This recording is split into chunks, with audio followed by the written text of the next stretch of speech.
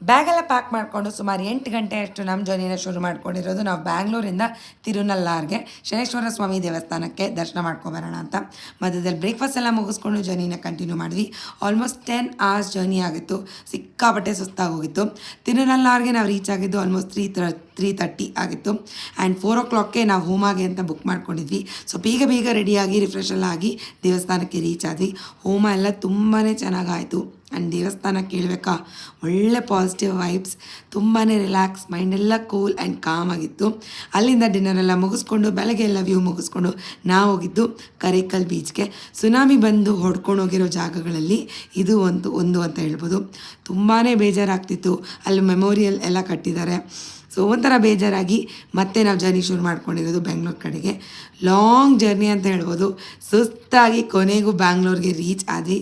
Thank you so much for watching and to subscribe to my channel.